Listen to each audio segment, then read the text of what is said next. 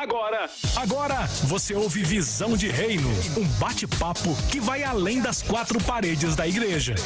Visão de Reino. Muito bom dia, olá queridos, que alegria estarmos juntos para mais um Visão de Reino, iniciando mais um Visão de Reino, um programa que tem a intenção de abrir as portas da Rádio Vida para outras comunidades, abrir a porta da Rádio Vida para outras igrejas sérias, igrejas que pregam o verdadeiro evangelho. Então hoje nós estamos aqui para mais um Visão de Reino, hoje recebendo um grande amigo que eu já vou apresentar para vocês, mas eu quero convidar vocês a virem para o YouTube. Nós estamos no YouTube, Eu Tô na Vida, ok? Eu Tô na Vida. Então vem pra cá, estamos ao vivo pela Vida 96,5 e também através do YouTube Eu Tô na Vida. Então vem pra cá, participe conosco. Ó, já vou entrar aqui na nossa live aqui no YouTube. Entrando, já vou clicar aqui no joinha, ok? Já cliquei no joinha, então se você puder, faça isso. Entre, se inscreva no canal, clica no sininho, clica no joinha e participe conosco da nossa programação de hoje, de mais um Visão de Reino. Nós não temos visão de gueto, nós não temos visão de que é só a Bíblia Vida, não, é visão de reino, abençoar outras igrejas, abençoar outras comunidades que pregam o verdadeiro evangelho de Cristo. Hoje então vamos receber aqui o meu querido amigo que eu acho que vocês já conhecem, eu acho, porque se você ouve a Rádio Vida nos debates e principalmente na sexta-feira ao meio-dia, vocês ouvem esta voz suave, né, que fala aos vossos corações, que traz os assuntos teológicos. Pastor Richard Godoy, bom dia, querido, satisfação tê-lo conosco. Bom dia, pastor Cláudio Apolinário, bom dia, nossas queridas irmãs que estão aqui na técnica e a todos os nossos ouvintes. É uma alegria, uma honra, um privilégio poder participar aqui contigo de mais essa porta abençoada que o Senhor está abrindo, né? O Visão de Reino, programa, né, com uma proposta excelente, uma proposta visionária. E eu agradeço, pastor, de poder fazer parte dessa família Vida tão abençoada. É uma honra para mim, uma alegria também poder participar de mais esse projeto. Maravilha. Pessoal, então vem pra cá, participe conosco. A gente vai bater um papo com o pastor Richard. Hoje ele é o nosso entrevistado. Então hoje ele não vai dar aula. Hoje ele vai ser entrevistado, a gente vai bater um papo, falar um pouquinho sobre o seu ministério, a sua trajetória ministerial, sobre a Igreja Batista Atos 29. Então vem pra cá e participe conosco. Se você tiver pergunta pra fazer, se você é aluno, né, ouve aí o pastor Richard toda sexta-feira ao meio-dia. Então vem pra cá e participe conosco, mande uma mensagem aí, manda um oi, manda um tchau, manda um boa noite, bom dia. Tem gente que nos ouve do Japão, né, então manda aí uma boa noite. Mas vem pra cá no nosso chat aí, no Eu Tô na Vida, e participe conosco, tá bom? Mas pastor Richard, vamos lá. Primeiro, mais uma vez, gratidão enorme em recebê-lo, né? Ter atendido aí o nosso convite para estar conosco aqui no Visão de Reino, que tem exatamente essa característica: abrir as portas para outras pessoas, para outras igrejas, para outros ministérios abençoados, homens de Deus. E o senhor tem sido uma referência para mim, né? Se tornou, de certa forma, aí um conselheiro, né? Ou seja, pastor, eu tô pensando nisso, o que o senhor acha? Me ajuda. Então o pastor tem nos ajudado bastante. Me fala um pouco da sua vida ministerial, da sua trajetória ministerial. O senhor que ainda é muito jovem, né? Mas conta um pouquinho pra gente aí. Bondade sua, pastor, bondade sua. Estou chegando já nos 40 anos, então esse ano... É jovem demais! Glória a Deus. Esse ano, com a graça de Deus, completo 40 anos e convertido desde os meus 15. Então eu tive uma experiência real e genuína com Cristo quando tinha 15 anos. E nunca fui de uma tradição ligada à religião. Então, minha família era católica, mas como a grande maioria dos católicos do país naquela época eram, né? Não fervorosos, não praticantes. Então, a nossa tradição religiosa familiar era ir na procissão na época de Sexta-feira Santa e quando tinha algum velório, alguma questão assim. Então, nunca fui ligado a essas questões religiosas, mas sempre tive uma sede por Deus no meu coração que Eu até tentei encontrá-lo em alguns lugares, mas a minha primeira experiência com Cristo, primeira experiência com o Evangelho, minha primeira experiência com uma igreja evangélica aconteceu de uma forma nada ortodoxa. Eu fui convidado, nós tínhamos uma banda, nós tocávamos, fazíamos ali cover da Legião Urbana. Ei, maravilha. O que o senhor tocava? Violão. Violão, guitarra. Mas tocava não, enganava. Nunca fui bom. Aquele tradicional pastor, né? Ou seja, sabe tocar de tudo, mas não sabe tocar nada. Exatamente, eu sou toda dessa categoria, não toco nada, mas sei arranhar. Então naquela época a gente passava ali, ficava um grupo ali na rua, e eu lembro que chegou um casal que eu pouco conhecia e convidou a gente. Falou assim, vocês não querem ir pra um show? Um show de rock? A gente olhou um pro outro assim, falou, vamos, é de graça? Vamos. Aí no meio do caminho, pastor, o casal olhou pra gente e falou assim, que a gente tem que falar uma coisa pra vocês. O show de rock é numa igreja. Aí eu olhei assim e falei, meu Deus. Pô, ainda avisam no meio do caminho? Show, se eles falassem antes, nós não iríamos, né? Então eu falo assim, show de rock na igreja, como é que não deve ser isso? E quando nós chegamos ali na igreja Renascer em Cristo, ali em São Caetano, era um espaço que antes era um cinema, o Cine Vitória, e a igreja tinha alocado pouco tempo aquele espaço. Eu nunca tinha entrado numa igreja evangélica, mas já fiquei escandalizado, porque eu vi um povo ali andando de skate, os cabeludos, um rock bom, né? E quem estava tocando no dia era a banda Oficina G3 e uma outra banda chamada Malhados e Pintados. Então, Oficina G3 ainda é da formação do Manga. Jesus, faz tempo, hein? Faz tempo. E no meio daquele show, naquele evento, a gente via ali os jovens pulando, né? E eu falava, meu Deus, mas eles não precisam de, né? Estão na igreja, estão em presença de Deus e estão com essa alegria. Aquilo me chamou muito a atenção. E no meio do show, entrou um pastor de bermuda, cabeludo, e começou a falar sobre Jesus. E contou a história ali de Zaqueu, começou a falar sobre Jesus. E quando ele começou a contar a história dele, parecia que ele estava falando da minha história. Eu falei, nossa, o pastor nunca me viu, mas parece que ele conhece exatamente o que está se passando comigo aqui no meu interior. E naquele dia ele fez o apelo, quem quer entregar a vida para Jesus? Eu lembro que era uma descida, assim, eu fui o primeiro a ir lá na frente. E ali naquele momento eu tive uma experiência com Jesus. E daquele dia em diante, até hoje, se Deus assim permitir, até que Ele venha nos buscar ou até que a gente vá até Ele, eu nunca mais saí da presença do Senhor. Glória a Deus. Então nunca mais me desviei. Ali comecei a ter, né, um envolvimento com a igreja. Ali começou, né, um pouco da minha trajetória da minha trajetória com Deus. Mas foi assim de uma forma muito inusitada, né? Foi aquele chamado de Deus que só Ele faz, né? O chamado que é irresistível, né? O chamado, né, eficaz do nosso Senhor. Pastor, por isso é que hoje eu confesso pro senhor que eu não julgo. É natural do cristão a gente olhar e sempre achar que a nossa igreja é a igreja mais abençoada, a nossa igreja é a igreja mais, né, alinhada, e a gente olha para as outras comunidades e a gente critica. Quantas críticas a igreja Renascer em Cristo não recebeu naquela época? Porque realmente era fora da caixa, né? Ou seja, peraí, como é que chegam uns caras aqui com rock, né? Eu me lembro do Dama Choque, eu me lembro da própria Lins de Vasconcelos, né, que era a sede lá, e que eu cheguei lá de segunda-feira, né, pô, e aquela moçada pulando e tal, e aí entrava lá o Cats Barneia, né, o Brother Simeon, né, e as pessoas criticavam, tinha muitas críticas contra a igreja Renascer. Então, claro que, teologicamente, nós podemos fazer as nossas observações. Tem muitas igrejas hoje, inclusive, que estão fora de um contexto teológico ortodoxo, bíblico, mas o agir de Deus é tremendo. O agir de Deus é fora... Ele age fora da caixa. Ele age fora das quatro paredes, né? Tá aí um testemunho de alguém que, se fosse numa igreja tradicional, talvez tivesse torcido o nariz e ido embora.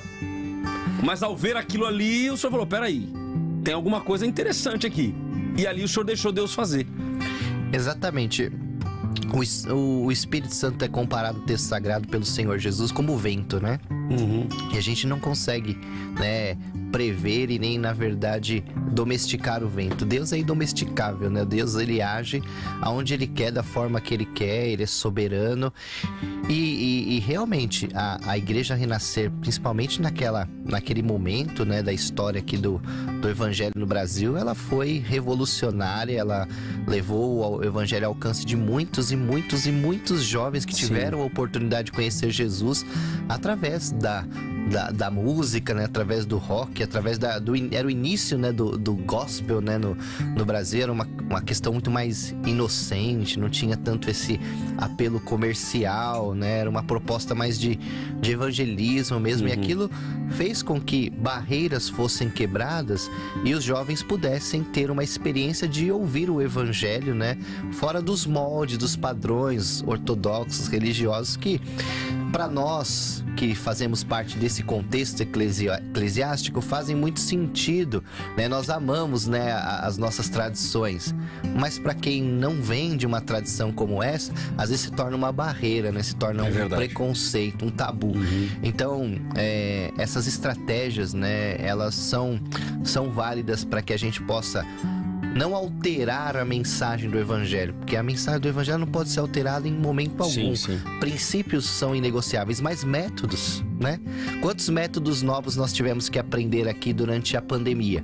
Verdade. Quantas coisas, né? A própria Rádio Vida, né? O pastor tem sido precursor de trazer novas modalidades, novas formas de pensar, de evangelizar, de levar o evangelho. Então tudo isso é muito válido, desde que isso não altere, né? O princípio, né? O princípio do evangelho, a essência do evangelho. Eu sou muito a favor de métodos novos, né? Algo que eu confesso que eu tenho orado, inclusive, para Deus, para que Ele nos dê estratégias de evangelismo.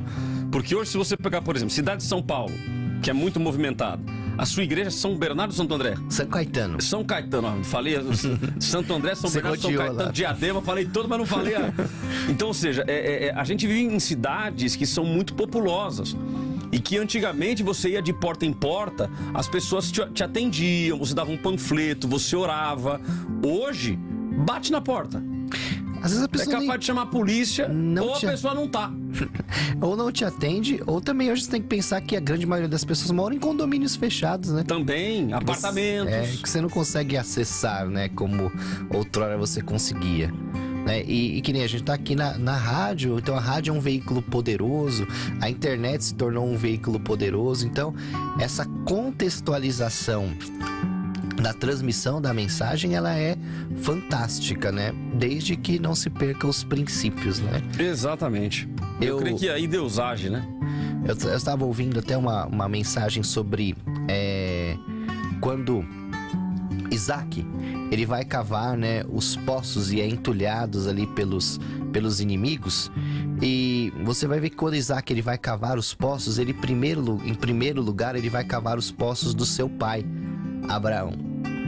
E só depois ele vai cavar os seus próprios poços. Então você vê que Isaac, em primeiro lugar, respeitou a história, o legado do seu pai, Abraão. E depois ele foi construir a sua própria história. Então uma história real, ministerial ou de vida, ela se constrói dessa forma. Você respeitando o legado daqueles que já foram, daqueles que semearam na sua vida, e você depois vai construir a sua própria história. Então a minha trajetória ministerial está baseada nisso, né? Até hoje eu trago bem essa ideia da igreja renascer em Cristo, que sempre foi uma igreja, né, com muita coragem, com muita ousadia. O pessoal quando tinha um desafio para fazer alguma coisa, ia com, vamos dizer uma expressão popular, com sangue nos olhos mesmo, sem medo, sem temor. Então foi uma igreja sempre muito ousada nesse sentido, uma igreja muito ligada ao evangelismo, né? Então a gente mantém esse amor pela obra, né? Porque, olha, não conheço todas as denominações, mas obreiros igual da Igreja Renascer é difícil, porque eles são incansáveis, viu, pastor Cláudio? É verdade. O povo é incansável, o povo é incansável. Verdade. Quem vem depois da Renascer e acaba crescendo muito também é a própria Bola de Neve, né? Sim, sim. Que vem nessa... Vamos dizer assim, ó, Renascer era skatista, aí entra a Bola de Neve, vem pro surfista, né? Acaba pegando também essa geração. Mas legal, mas vamos lá. Então o pastor Richard Godoy se converte aos 15 anos, correto? Sim, correto. E aí começa a sua trajetória. E a trajetória ministerial? Então, ministério eu comecei desde sempre na Igreja Renascer, acho que eu tinha 1 ano de O igreja. senhor se converte lá e já fica lá? Já fiquei lá. Fiquei lá, na verdade, por 7 anos. E ali eu fui líder de jovens, ali eu conheci minha esposa. O bom da Igreja Renascer é que eu trabalhei em todos os ministérios possíveis. Acho que o único ministério que eu não trabalhei foi o departamento infantil, né? Não tinha essa vocação. Mas todos os outros ministérios a gente passou e teve uma trajetória assim, muito intensa ministerialmente falando. Ali eu fiz formação pastoral, estudei também, tive a oportunidade de dar aula. E ali nasceu o meu amor pela teologia, né? Então, o meu amor pela palavra, né? Nem pela teologia na época, mas o meu amor pela palavra.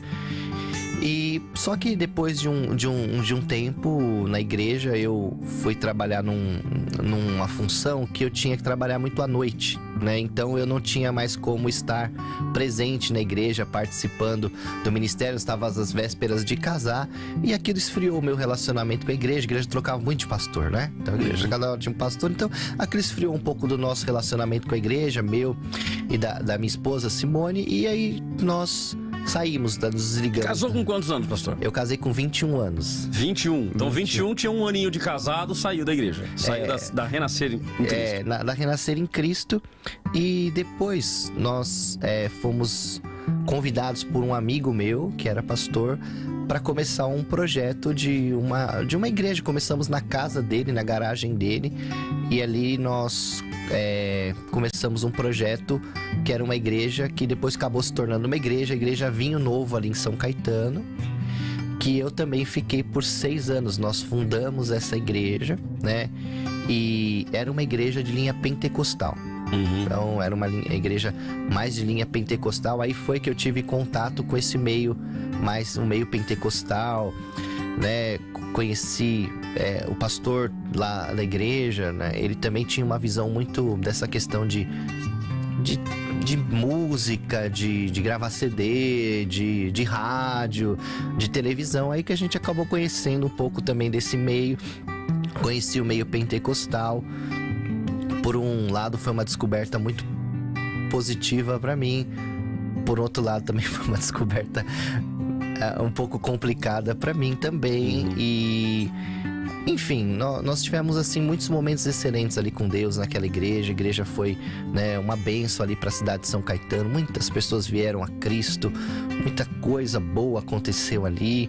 Mas nós chegamos num determinado momento que eu estava entrei numa crise de fé, né? A gente não acreditava mais nessa teologia. Eu não acreditava mais, não conseguia mais ser um precursor, um pregador, por exemplo, da teologia da prosperidade, dessa teologia da autoajuda, do sucesso, do só vitória. Isso aí começou a trazer uma crise para minha fé, algumas coisas também que a gente foi vivenciando nesse meio.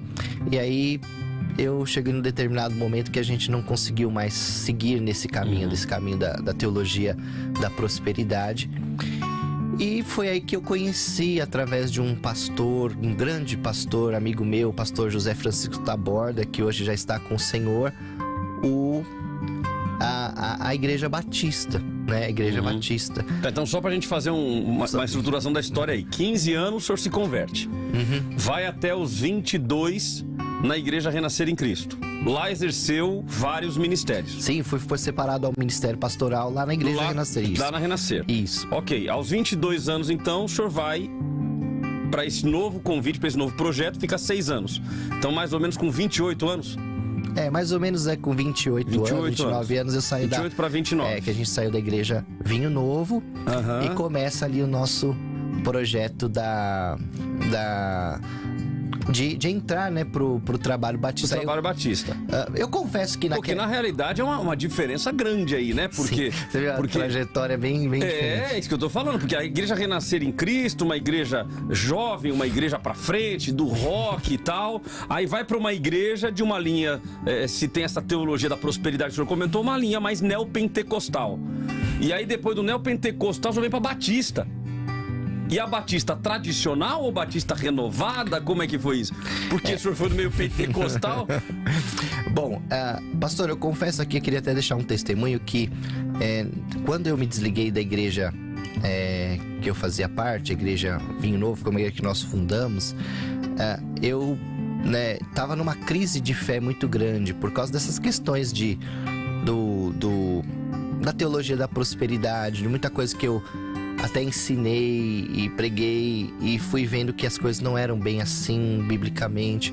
A gente vai amadurecendo, teologicamente também. Eu fui estudando, sempre fui um estudante voraz, das coisas teológicas. E eu confesso que quando eu saí da igreja Vinho Novo, o meu desejo não era pastorear. Eu queria, na verdade, ficar quieto.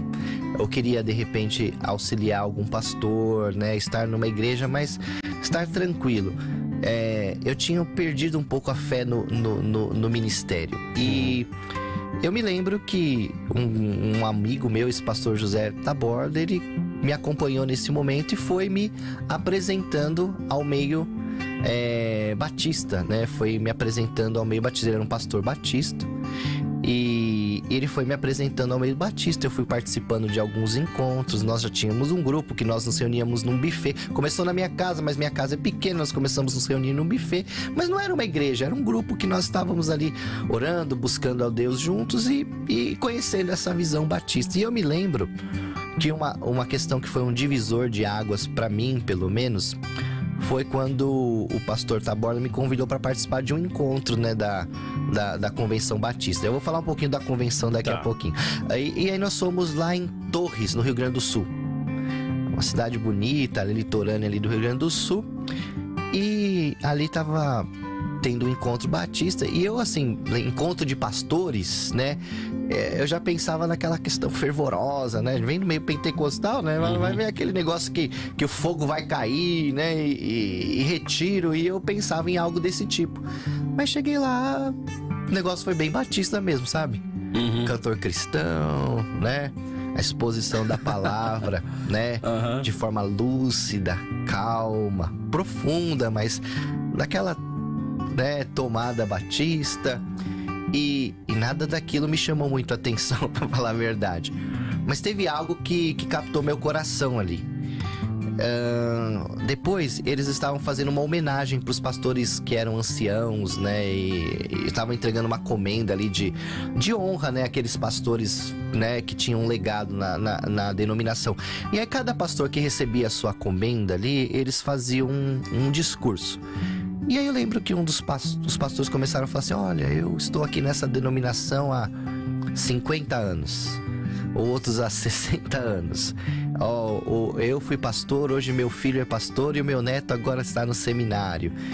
E aí esse senso de pertencimento, sabe, de longevidade, de uma história, sabe, ilibada, de uma carreira, sabe, aquilo entrou no meu coração de uma forma tão profunda. E eu falei assim: é isso que eu quero pra minha vida.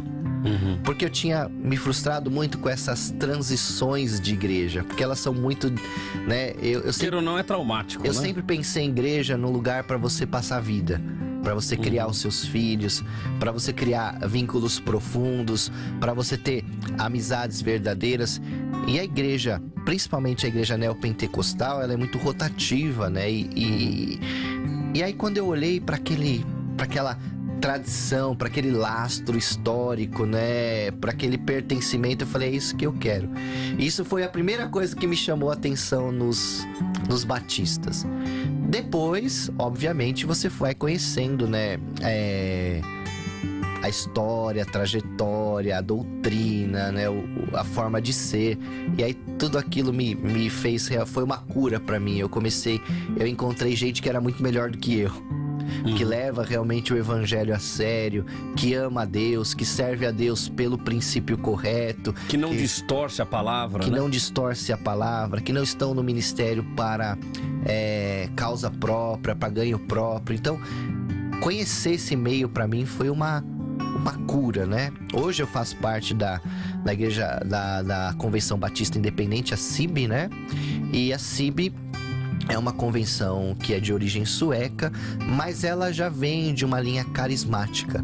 Ela não é uma linha, como o pessoal chama aqui no Brasil, tradicional, né? Ela é uma linha carismática porque o seu fundador, né, o John Ogman, ele já tinha tido uma experiência, né, com o Espírito Santo, tinha recebido realmente o batismo com o Espírito Santo. Então é uma convenção batista, como o pessoal diz também aqui no Brasil, renovada, né? Então ela não é uma convenção como a CBB, por exemplo, que é mais tradicional, né? Que é cessacionista, mas é uma convenção carismática, né? Assim. Portanto, continuista. Continuista. Tem algumas diferenças de linha pentecostal, mas em síntese é uma convenção carismática, né? Eu confesso a minha admiração pela Igreja Batista como um todo, desde a tradicional até as igrejas mais carismáticas, pelo zelo pela palavra. Eu acho que isso é fundamental no nosso meio, porque a gente vê hoje em dia uma distorção muito grande, né, do Evangelho, uma distorção muito grande da palavra de Deus. Então, quando eu visito igrejas batistas, né, já estive em muitas igrejas batistas, já estive lá com o senhor, né, nesse período de pandemia, né, foi uma bênção estarmos juntos lá, a gente percebe o zelo pela palavra. Então eu acho que todas as igrejas, por mais pentecostais ou neopentecostais que sejam, deveriam se voltar para a palavra, né? Quando perguntam assim, pastor, é necessário uma nova reforma? Eu diria que há necessidade de voltar à reforma, né? Voltar à reforma protestante de só a escritura, né? Ou seja, somente a escritura. Eu acredito que a Igreja Batista, ela tem algumas insígnias que são fundamentais para esses dias que a gente tem de uma geração muito fluida, né? Muito inconstante. Por quê? A Igreja Batista, além de um lastro histórico, por exemplo, a CIB, ela tem 110 anos de missão aqui no Brasil. Então nós completamos... Só no Brasil? Só no Brasil, 110 anos aqui no Brasil, né? E a gente tem algumas insígnias na Igreja Batista que são muito interessantes. Por exemplo, uma confissão de fé. Por exemplo, tem igrejas que hoje não tem uma confissão de fé. No que a igreja crê? Ela crê naquilo que o pastor acha que tem que acreditar. O pastor é quem faz a doutrina, quem diz que aquilo é daquela forma, aquilo que não é de uma forma. Isso é um risco muito grande. Toda vez que você coloca, né, uma questão, né, de uma doutrina na mão de um homem só, né, ou de uma congregação só, isso é muito perigoso. Então, a Igreja Batista, assim como as igrejas históricas, ela tem uma confissão de fé. Então, eu não posso chegar, por exemplo, lá no domingo e falar, Jesus não ressuscitou. Ou Jesus não vai voltar. Ou Jesus me revelou algo novo, né? Jesus me revelou algo novo, né? Ou, né, agora nós não cremos mais assim, né? Então, se você fizer isso como um pastor batista, vai acontecer o que aconteceu aí com um pastor famoso. Ele vai acabar sendo disciplinado, né? Descredenciado da ordem, né, dos pastores. Então, porque existe uma confissão de fé por trás, né? Existe uma história, né, de doutrinária que segue, né, a igreja. Então isso é muito saudável, né? Existe um código de ética para o pastor. Então existe um código de ética que o pastor tem que seguir, né? Senão ele não pode ser um pastor batista. Ele pode ser um pastor, mas não pode ser um pastor batista. E uma outra questão que eu acho maravilhoso nas igrejas batistas é a questão democrática. Porque ali, né, a teocracia, né, a direção de Deus para a igreja é exercida com base numa democracia. Então, quem é o órgão supremo da igreja é a Assembleia. Então, não é meia dúzia ou um ou dois que decide o que a igreja deve fazer, quais rumos elas devem tomar, mas é a Assembleia. Então, com isso, né, existe uma segurança muito maior da igreja, né? A igreja ela fica muito mais democrática, muito mais participativa nas suas decisões. E infelizmente a gente tem visto, né, alguns escândalos no meio pastoral, e às vezes quem sofre com isso é a igreja. No caso de uma igreja batista, se houver escândalos realmente que apontem que o pastor não é, né, mais mas como é que eu posso dizer? Que ele não está bem servindo mais a comunidade, a igreja pode se reunir e solicitar um outro pastor, né? Tanto é que no estatuto da igreja que eu pastoreio hoje, está escrito ali, o pastor será o pastor titular enquanto bem servir a comunidade. Bom, se eu não estiver bem servindo a comunidade pode se reunir e falar, bom, pastor, muito obrigado, Deus abençoe, nós vamos te honrar aqui, mas nós queremos um outro pastor. E acho que isso é uma insígnia batista que realmente vale a pena, né? Que realmente a gente vê com muito êxito. Por exemplo, você ser um pastor batista, não é a pessoa vai no monte, me revelou, eu sou... Deus me revelou que agora você vai ser um pastor, né? Não, a pessoa tem que ter um chamado. Aí depois desse chamado ela vai para um seminário. No seminário ela vai ali ter uma formação teológica, uma formação acadêmica.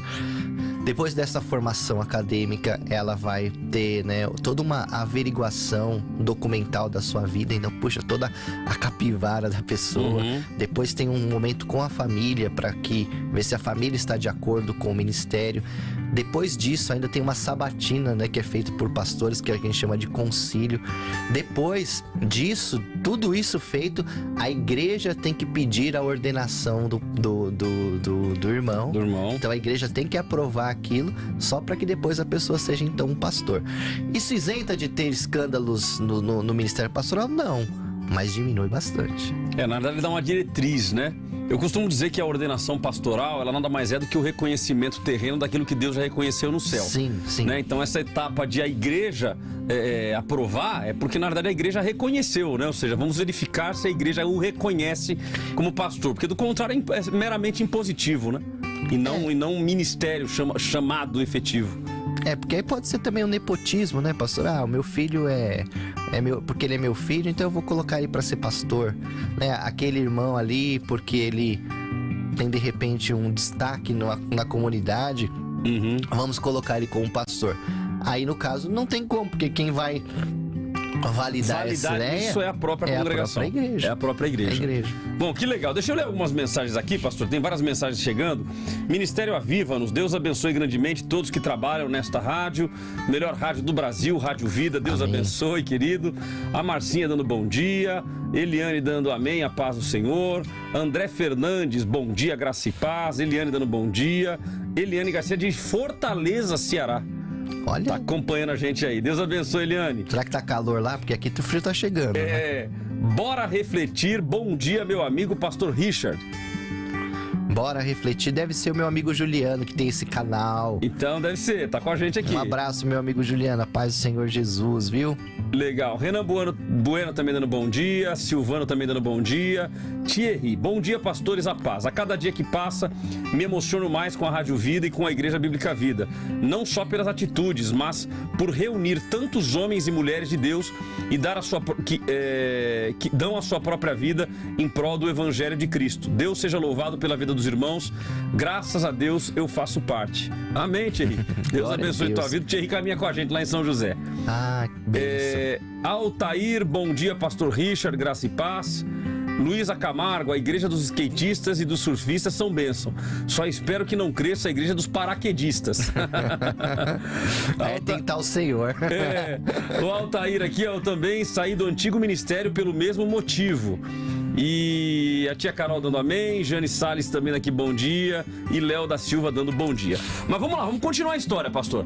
Então lá com seus 28, 29 anos, sai desta igreja, vai para essa igreja batista. E quando surge a Batista Atos 29?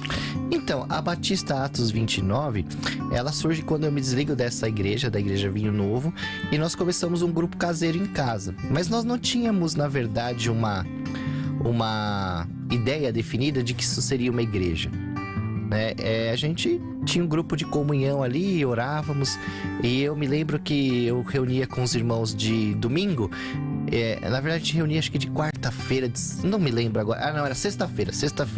E eu falava pros irmãos, olha, domingo, procure uma igreja e vá congregar.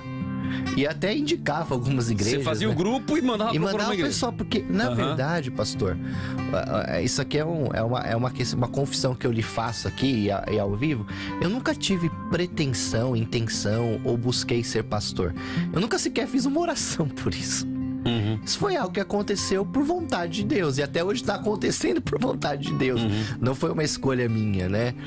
Eu vejo que muitas vezes as pessoas escolhem, buscam isso. E às vezes Deus escolhe quem não escolheu, né? E eu nunca quis ser pastor. E também nunca pensei em ter um ministério próprio. Mas existia esse grupo e eu falava pro pessoal, vai para uma igreja. E o pessoal não ia. E o que acontece? Chegou um tempo que eu falei, bom, precisamos orar a respeito disso.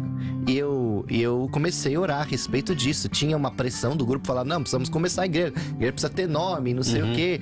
E aí eu lembro que eu falei, precisamos orar a respeito disso, porque essa decisão não é uma decisão simples, né? O pastor sabe o que eu tô falando. Sem dúvida, é uma responsabilidade muito grande. A decisão de você começar um trabalho não é algo, né? Uma igreja não é algo que você pode decidir assim, emocionalmente. Tô com vontade, vamos lá, né?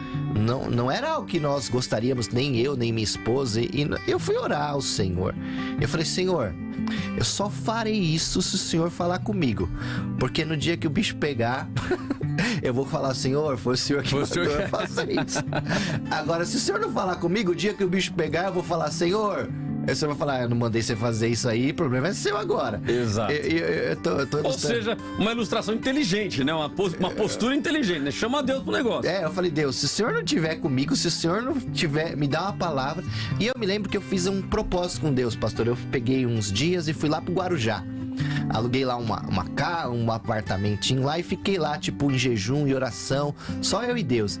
E eu lembro que um dia eu fui orar à tarde, fui lá na Praia das Astúrias, no Guarujá, e no meio daquela oração, o Senhor me trouxe na mente a palavra de Pedro e Jesus na praia, né? Depois que Jesus ressuscita e vai ao encontro de Pedro na praia.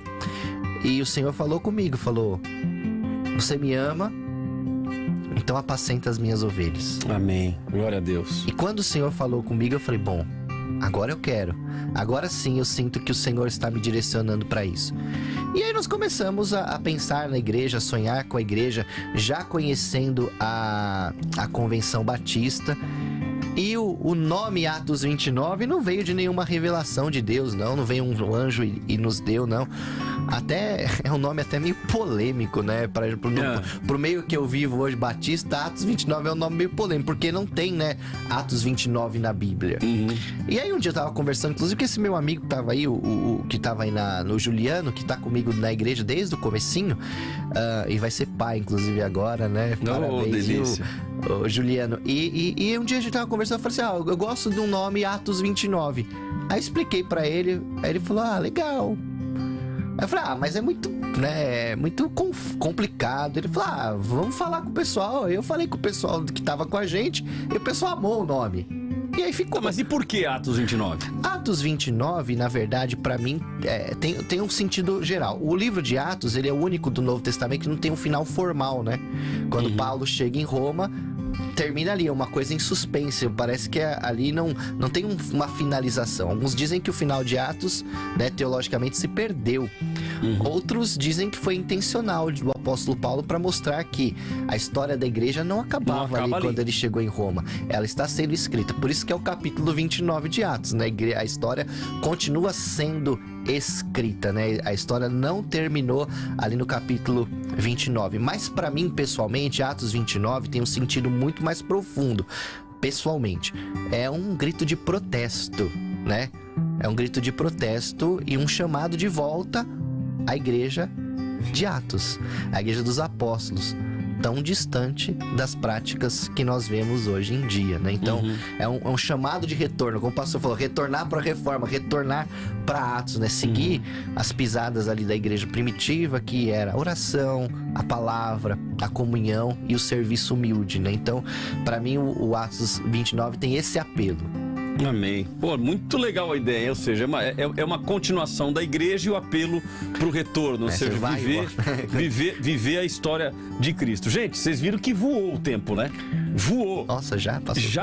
Já foi. E eu gostaria de ter o devocional, eu acho tão importante, tem sido uma bênção nós vermos aí as pessoas sendo abençoadas, né? Pela voz de outros pastores que são homens de Deus. Então, eu quero ter esta honra de aqui, quietinho, ouvir o devocional, você aí ouvir o devocional, e que Deus fale com você, que Deus fale conosco, que Deus possa usar o pastor Richard para falar com você, para abençoar, que o nome do Senhor seja glorificado em você. Então, pastor, o senhor já está acostumado aí com o nosso cronômetro, só para a gente ter balizado 10 minutinhos, tá bom? Tá ótimo. São 10 minutinhos do devocional, eu creio que Deus vai falar conosco nesta manhã. Então, queridos, abra o teu coração, se coloque à disposição do reino, e eu tenho certeza que Deus vai falar com você. Vamos ao devocional então com o pastor Richard Godoy. Amados irmãos, eu queria manifestar aqui mais uma vez a minha alegria em poder estar falando com vocês nessa manhã. Manhã especial, onde o pastor Cláudio nos abre essa oportunidade para falar das coisas de Deus, para falar das coisas do reino.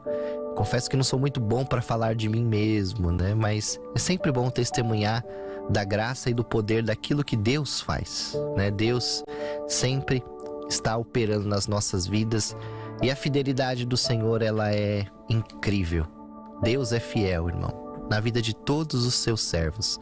E eu gostaria de compartilhar uma breve meditação com os irmãos aqui, seguindo como base o texto da Epístola de Paulo aos Romanos, no capítulo 8, no versículo de número 28, um texto bem conhecido, que nos diz assim: sabemos que todas as coisas cooperam para o bem daqueles que amam a Deus e daqueles que são chamados segundo o seu propósito.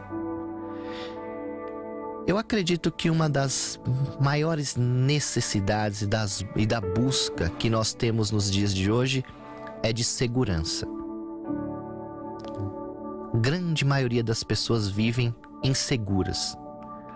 Inseguras com o dia de amanhã, inseguras socialmente pelo aumento da violência, da criminalidade, inseguras politicamente porque não sabem como vai ser a questão política, governamental nos dias que vão vir.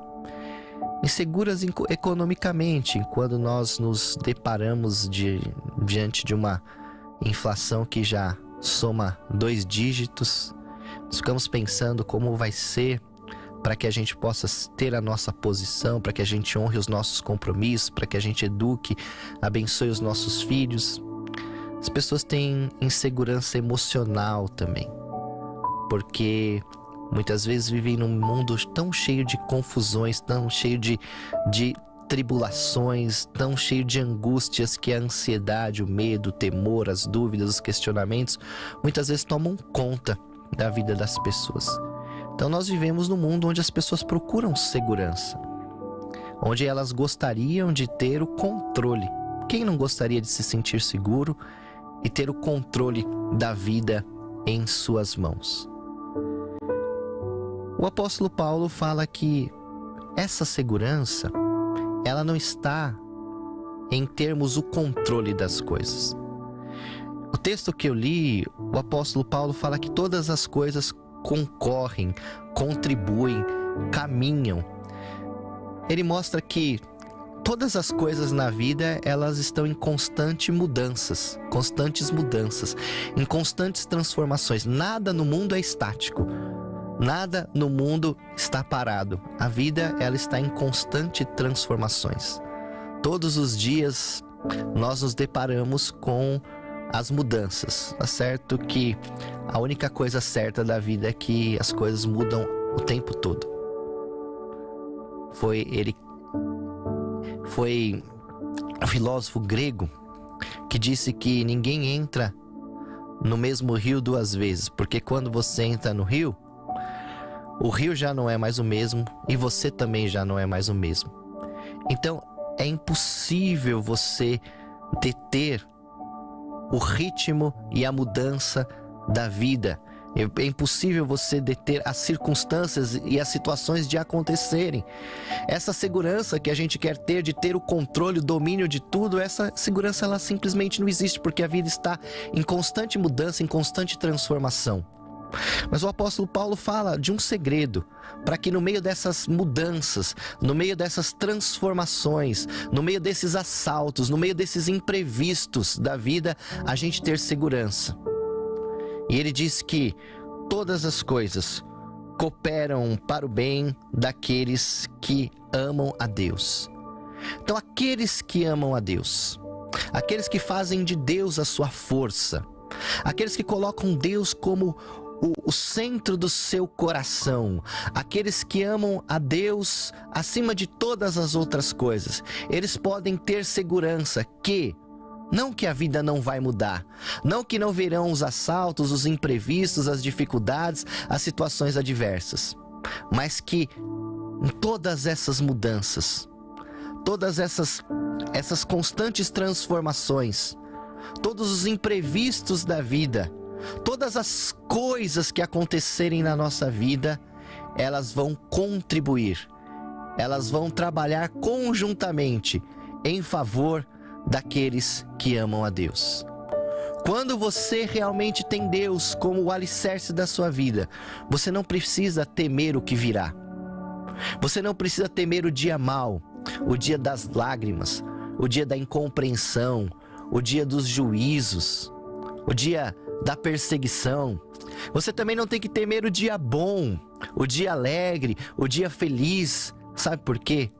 Porque todas essas questões, tudo na nossa vida vai contribuir, vai concorrer para o nosso bem.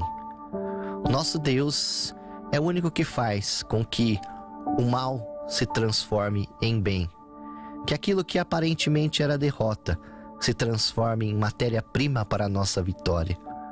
Aquilo que era perda assuma um sentido muito mais profundo e significativo na nossa trajetória.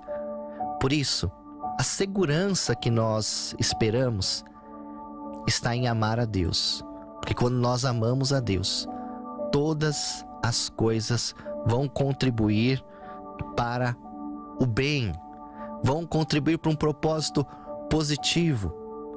Então, quando você olha, por exemplo, a vida de José, ali no fundo daquele poço, sendo vendido pelos seus irmãos, encarcerado por um crime que ele não cometeu, no final da sua vida ele fala: tudo isso foi a preparação para que Deus me usasse no propósito que eu tenho hoje. Quando você olha Davi lutando com o urso-leão e cuidando das ovelhas do seu pai, tudo aquilo era um propósito que Deus estava trabalhando, era um quebra-cabeça que Deus estava montando para fazer de Davi o rei de Israel. Quando nós amamos a Deus, tudo que acontece na nossa vida é uma peça de um quebra-cabeça que Deus está montando para o seu propósito. Olha que interessante, eu queria terminar dizendo isso aqui. As coisas vão cooperar, não para aquilo que a gente quer. Porque muita gente olha esse versículo e fala assim: todas as coisas vão cooperar para o bem daqueles que amam a Deus, segundo o meu propósito. Não, o texto não fala do meu propósito, nem do seu propósito, nem da minha vontade, nem da sua vontade. As coisas que estão acontecendo na nossa vida estão contribuindo para o propósito de Deus na nossa vida, para que a história de Deus seja escrita em nós. Os meus caminhos, os seus caminhos não são os mesmos que Deus. Deus tem caminhos mais altos, Deus tem caminhos mais sublimes, Deus tem caminhos aos nossos olhos que são inexplicáveis. Como disse João Calvino, se você conseguir explicar, provavelmente não é Deus, porque os caminhos do Senhor são mais altos do que o nosso. Então acredite que se você está colocando Deus como centro da sua vida, que o seu amor por Deus está, no centro do seu coração, não se preocupe com as circunstâncias. Elas estão desenhando, elas estão formando, elas estão formatando o propósito de Deus na sua vida. Tenha essa segurança, meu querido irmão, que o teu choro não será em vão. tenha essa segurança que os dias da perseguição e da adversidade não serão em vão. Tudo isso é matéria-prima que Deus está usando para construir o caráter de Cristo e o ministério e o propósito que Ele tem para a sua vida e para a sua família. Segurança, Pastor Cláudio, segurança, irmãos, só está em amar a Deus sobre todas as coisas. E eu queria, mediante essa palavra que o Senhor colocou nos nossos corações, orar por você, para que o Senhor abra a sua visão e para que, se você ainda não teve uma experiência com Cristo e você sente a sua vida toda bagunçada, toda desorganizada, sem ter um rumo, eu quero te dizer, entregue seu coração a Jesus, entregue seu coração ao Senhor, e Ele vai fazer com que a tua vida caminhe segundo o propósito dEle. Vamos orar? Senhor, nós te louvamos, te agradecemos, ó Pai, por esta manhã especial, te agradecemos pela tua palavra, te agradecemos, ó Deus, porque nenhum dia da nossa vida, nenhuma lágrima, nenhum sorriso, Senhor Deus, nenhum ir e nenhum vir, ó Pai, quando estamos te amando, Pai, Senhor Deus, em vão. Tudo está, Senhor Deus, ó Pai, nas tuas mãos, e o Senhor usa, Pai, para o propósito que o Senhor tem nas nossas vidas, Pai. Que nós tenhamos, ó Pai, a cada dia essa segurança, meu Deus. Que nós tenhamos essa segurança que nas mudanças da vida, meu Pai, nos desafios novos que se configuram, Senhor, nas portas que se fecham, nas portas que se abrem, Senhor, tudo está concorrendo, tudo está na sua soberania e está desenhando, Senhor, o teu propósito, Pai, nas nossas vidas, Pai. Eu te agradeço, Pai, pela vida do pastor Cláudio, Pai Apolinário, pela sua família. Oro, Senhor Deus, ó Pai, para que o Senhor fortaleça mais a cada dia o teu servo. Dê, Senhor Deus, ó Pai, a cada dia mais estratégia, sabedoria, recursos, ó Pai, para que esta visão de reino, Pai, possa atingir, ó Pai, o nosso país, ó Deus. Para que, Senhor Deus, ó Pai, nós sejamos para que o mundo creia. Essa foi a oração de Jesus e essa é a nossa oração também aqui, Senhor. E oramos em nome de Jesus. Amém e amém. Louvado seja Deus. Amém, queridos. Glória a Deus. Eu creio que essa palavra tocou no teu coração. Que Deus abençoe a tua vida, que você guarde essa palavra, mas principalmente que você compartilhe essa palavra. Esta live de hoje está aí no YouTube, está registrado no youtube.com/eutonavida. Você pode entrar lá, pegar esta mensagem e compartilhar. Eu creio que tem mais pessoas precisando ouvir esta palavra e que você seja um instrumento de Deus para que isso aconteça. Amém? Pastor Richard, que alegria, que satisfação receber o senhor aqui para um papo diferente, né? Não para aula, mas para falar um pouco, contar um pouco da sua história, que aliás merecia um outro papo, papo tudo de bom, um outro visão de reino, porque não falamos do trabalho social tão lindo que o senhor faz lá na cidade, né? E tantas coisas. Vamos marcar uma outra data? Vamos sim, pastor. É sempre uma honra estar com o pastor, é sempre muito bom, né? E hoje é realmente diferente. Não estou muito acostumado a falar sobre mim assim, mas valeu muito a pena. Talvez os ouvintes que nos acompanham nas aulas, né? Isso. Conhecer um pouco mais da nossa trajetória, do nosso caminho, né?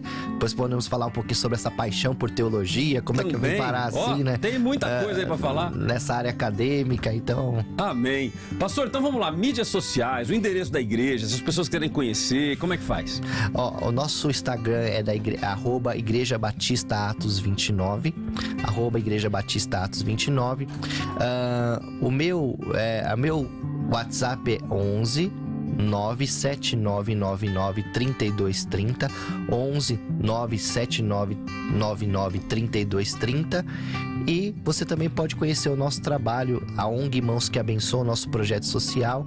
Tem o site mãosqueabençoam.org.br e ali você encontra um pouco dos nossos projetos, um pouco daquilo que nós temos feito, e será uma honra te receber. Se você quiser ali nos visitar em São Caetano, as portas estão abertas para você cultuar conosco, conhecer um pouco mais da gente. Maravilha, a gente vai ter que marcar uma outra data, não tem jeito, porque tem aí a ONG Mãos que Abençoam, tem a questão da teologia, que não deu tempo de tratar, não deu tempo de falar, né? Ou seja, uma história de vida dedicada ao reino, uma história de vida desde o momento da sua conversão, uma transformação genuína, hoje conduzindo o pastor aí como pastor de ovelhas, caminhando ao lado de pessoas, abençoando pessoas. Certamente nós vamos marcar uma outra data. Pastor, gratidão, Deus abençoe a tua vida, Deus abençoe o teu ministério. Amanhã tem culto?